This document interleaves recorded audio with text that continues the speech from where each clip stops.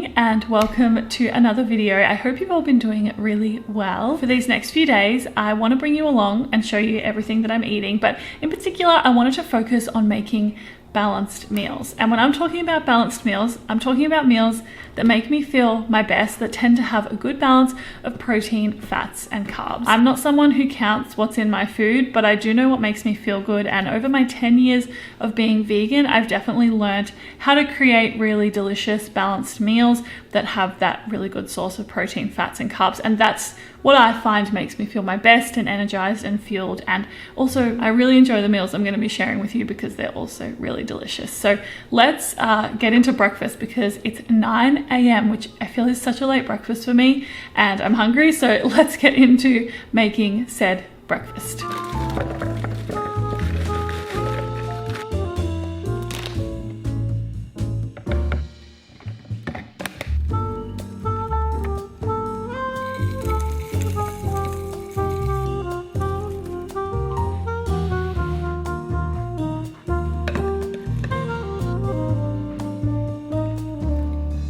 I'm gonna make some rice paper rolls for lunch today, which are one of my go-to lunches in the summertime. And whilst it's not the summertime on the Gold Coast yet, it's definitely getting quite warm lately. And so I have been really leaning into rice paper rolls. I'm gonna use some tempeh as my source of plant-based protein. This is the tempeh I've been really enjoying lately, and I love that it's already flavored with the tamari and ginger. So all I need to do is cut it up and put it in a fry pan, fry it up for a few minutes on each side, and it's done, which makes this a quick and easy lunch to make as well. So of course, I'm starting by cutting up the tempeh, and what I love about these ones that are marinated and pre-flavored is that that's all I have to do. Cut them up, fry them up in a little bit of oil, and I like to add just a pinch of salt onto them whilst I fry them up as well. I leave those to cook away, and then I am slicing up my fresh ingredients. So today I decided to use some cucumber as well as some carrot. I've also been just loving red capsicum lately, so I added some of this in as well. And then I also added some spring onion. Something else I like to use is avocado or coriander if I have them on hand, but this was the go for today. Then I made a peanut sauce with some peanut butter, soy sauce, rice wine vinegar, and a bit of water to thin that out. And I mixed it together until it was nice and smooth. And of course, then it is time to get into rolling these rice paper rolls. After wetting the rice paper, I then put it onto the board. I load it with a handful of each ingredient, and then I roll these up almost like a burrito in a way, the way I like to wrap a burrito. Anyway, I put the peanut sauce into a little side dish, and that was my very delicious lunch for the day. In the afternoon, I decided to prep some tofu puddings because I love having these on hand as like a high protein sweet treat. And into my food processor, I added silken tofu, some yogurt, some cacao powder, maple syrup, some melted dark chocolate, and a pinch of salt, and I just blitz that together until it's really nice and well combined. It should only take a few minutes in a good food processor.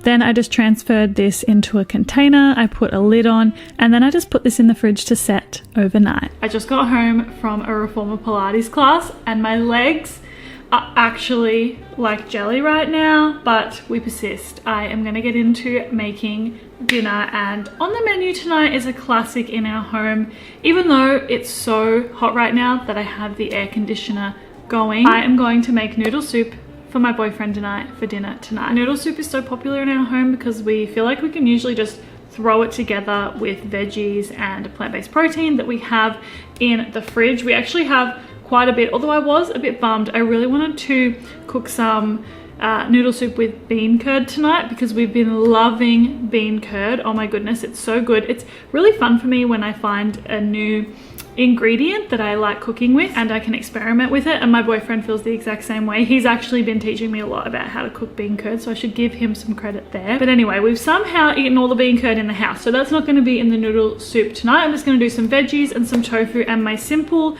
creamy miso broth that is like my go-to, and it's going to come together and be a delightful dinner. So let's get into it so I can show you how I make it. So on the menu in tonight's noodle soup, we have some broccoli, which in my opinion is essential when it comes to making a noodle soup. I'm also doing some zucchini, which is a new favorite on the menu when it comes to noodle soup, and some corn, which is once again a staple. Charred corn is just so good.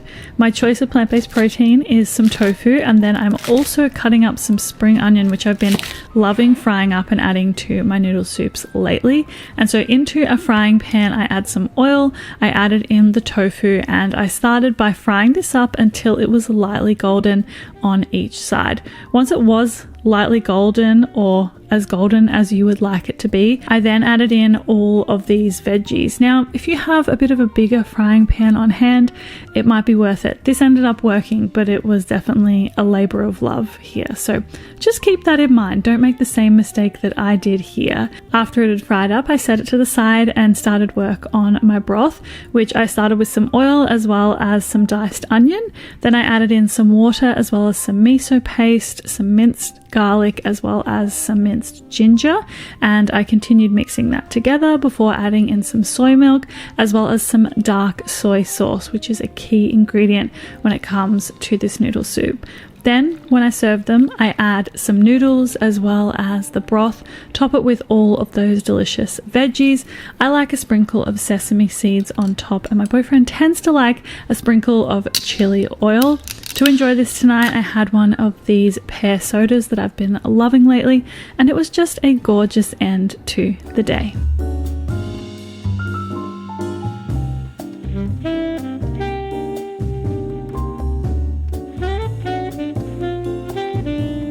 Breakfast this morning was my current favorite simple savory breakfast, and it starts with some tempeh again that has been pre-marinated, so it's already got a gorgeous flavor.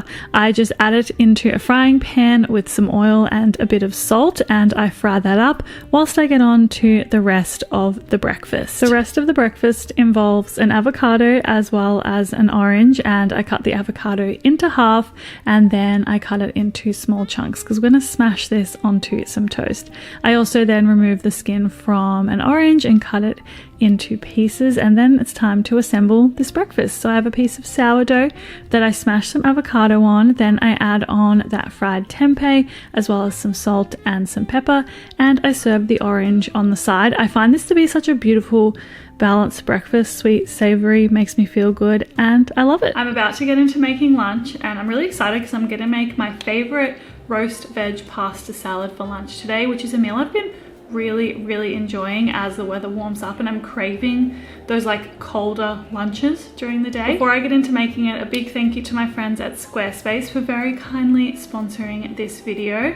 If you are ever looking to host or design your own website, I cannot recommend checking out Squarespace enough. I've been using it for over 5 years now, and I genuinely absolutely love it. One of the main reasons I love using Squarespace is because someone like me who has no web design experience whatsoever can easily and seamlessly set up a professional looking website. Squarespace offers an abundance of features, which means that it is suitable to a wide range of businesses, and they make it really easy to do things like send out email marketing campaigns, sell products and services, set up a blog, and also just act as like a one-stop shop to be able to see everything that your business does. If you're ever interested in checking out Squarespace, you can go to squarespace.com for a free trial, and when you're ready to launch, you can go to squarespace.com/AmandaDux, and you can use my code, which is AmandaDux. It will get you 10% off your first purchase of a website or a domain. I think the thing that I love the most about this pasta salad is the fact that it's pretty versatile. You can really add in veg that you have on hand that you're really loving, and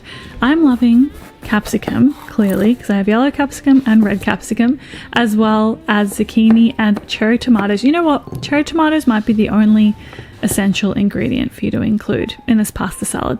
Also, the pasta is essential. Anyway, olive oil, salt, pepper, nutritional yeast. That's all you need on the veg.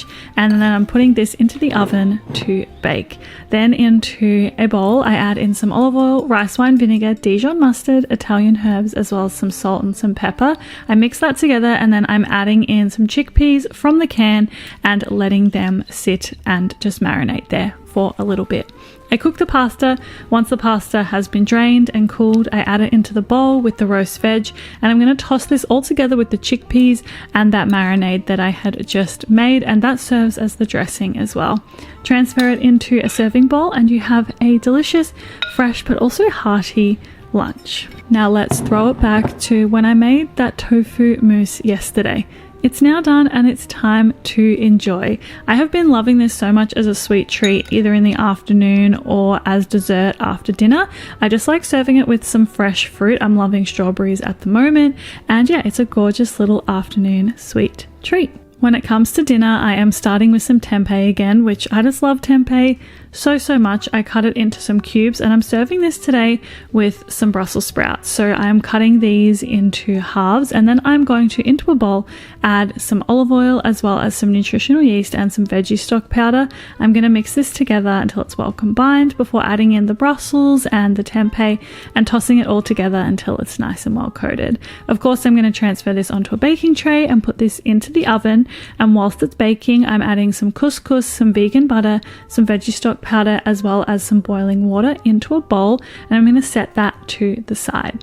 Whilst that is all soaking away, I had some fresh dill and parsley from our herb garden. I chopped that up, and then once the couscous was done, I tossed it together with those fresh herbs. Then it's honestly super simple. I transfer this into a serving bowl, top it with the Brussels and the tempeh, and I had a super simple and nourishing dinner. I decided to prep some baked oats this morning. The ones I made are just my classic chocolate baked oats that I put some vanilla yogurt on top of, as well as some extra cacao powder. The recipe makes about 6 servings, depending on how big of a serving you prefer, and it's super delicious.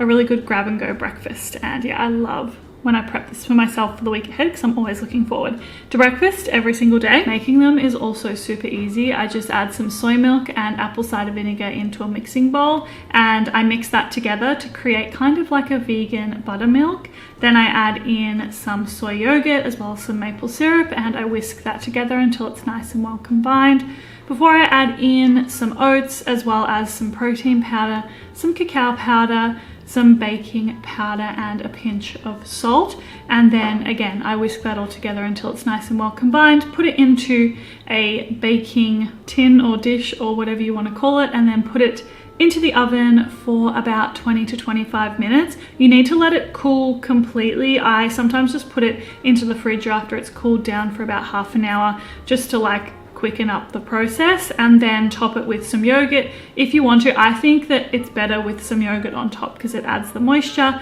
and a sprinkle of cacao powder if you would like to. And those are my baked oats. There's a reason I don't get sick of them, and that's because they're delicious and they're nourishing and they make me feel good. So if you haven't tried baked oats before, I definitely recommend doing so.